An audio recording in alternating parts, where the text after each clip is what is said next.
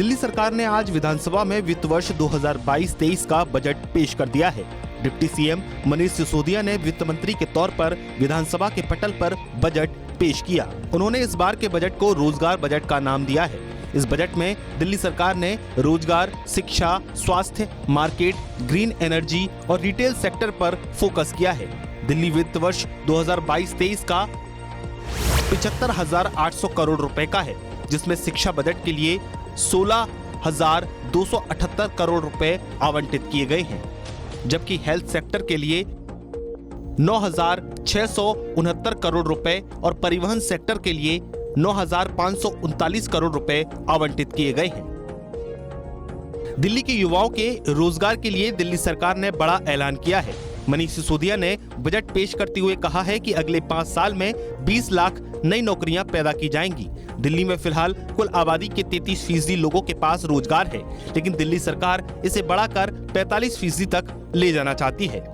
इसके लिए दिल्ली सरकार ने प्लानिंग भी तैयार कर ली है, जिसके तहत retail sector, food, supply chain, travel, tourism, entertainment, construction और रियल एस्टेट और ग्रीन एनर्जी सेक्टर में रोजगार उपलब्ध कराए जाएंगे। तो ये 33% की जो संख्या है, इसे हमें बढ़ा के 45% तक 5 साल में ले जाना है। इसे 12% हमें इंक्रीज करना है। 12% इंक्रीज करने का मतलब है कि आज 56 लाख लोगों के पास जॉब्स हैं, इसे 76 लाख तक ले जाना है। तो 20 लाख नए जॉब्स हम लोगों को क्रिएट करने हैं। और ये कोई एम्प्टी प्रॉमिस नहीं है, खोखला वादा नहीं है।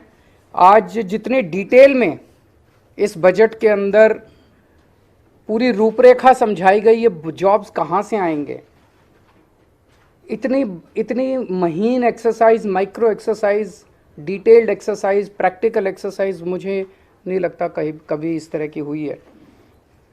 जो सेक्टर्स आइडेंटिफाई किए गए रिटेल सेक्टर में, इन सेक्टर्स के अंदर जॉब्स क्रिएट किए जाएंगे। Retail sector, food and beverage sector, logistics and supply chain, travel and tourism, entertainment, construction, real estate, green energy. Manish Sisodia ने कहा है कि देश विदेश के ग्राहकों को दिल्ली में बुलाकर शॉपिंग के लिए प्रोत्साहन करने के लिए दिल्ली में शॉपिंग फेस्टिवल किए जाएंगे।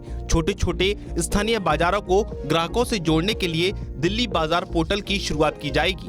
गांधीनगर, जो एशिया का सबसे बड़ा वस्त्र व्यापार केंद्र है, उसको दिल्ली गारमेंट हब के रूप में डेवलप किया जाएगा। साथ ही नई स्टार्टअप पॉलिसी भी शुरू की जाएगी। दिल्ली होलसेल शॉपिंग फेस्टिवल, ये अपनी तरह का एक नया फेस्टिवल होगा। दिल्ली होलसेल शॉपिंग फेस्टिवल करेंगे। दिल्ली के छोटे छोटे और स्थानीय बाजारों में जो दुकानदार हैं, उनको ग्राहकों से जोड़ने के लिए दिल्ली बाजार पोर्टल शुरू करेंगे, ताकि उनको सीधे ग्राहक मिले।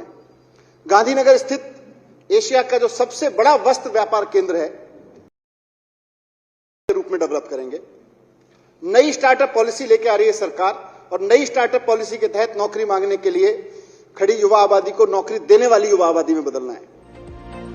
इसके अलावा दिल्ली सरकार ने बजट में स्वास्थ्य, शिक्षा और ट्रांसपोर्ट सेक्टर को लेकर रोडमैप भी पेश कर दिया है। सबसे पहले बात करते हैं हेल्थ सेक्टर की, जहां हेल्थ सेक्टर में 9,669 करोड़ रुपए आवंटित किए गए हैं, जिसके तहत मोहल्ला क्लिनिक, पॉलीक्लिनिक पर फोकस किया जाएगा।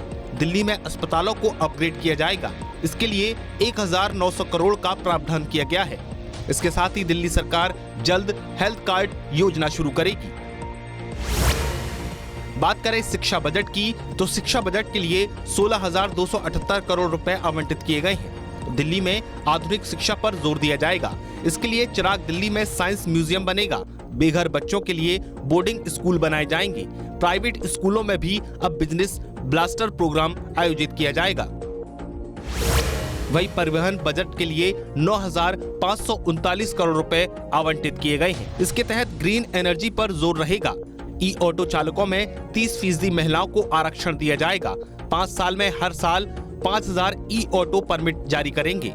बापरोला में इलेक्ट्रॉनिक शहर स्थापित किए जाएंगे। दिल्ली के बजट में राष्ट्रीय राजधानी के नाइट लाइफ पर भी खासा फोकस किया गया है। बजट पेश करते हुए मनीष सिसोदिया ने कहा कि दिल्ली में फूड हब की पहचान करेंगे, नई फूड ट्रक पॉलिसी लाई जाएगी, रात 8 बजे से 2 बजे तक ट्रक फूड लग सकेंगे। इससे दिल्ली में नाइट लाइफ बढ़ेगी और रोजगार के नए अवसर पैदा होंगे। कुल मिलाकर 2022-23 के दिल्ली बजट में दिल्ली के आगामी विकास मॉडल को पेश किया गया है। उम्मीद है कि जनता को नए बजट मॉडल का लाभ मिलेगा।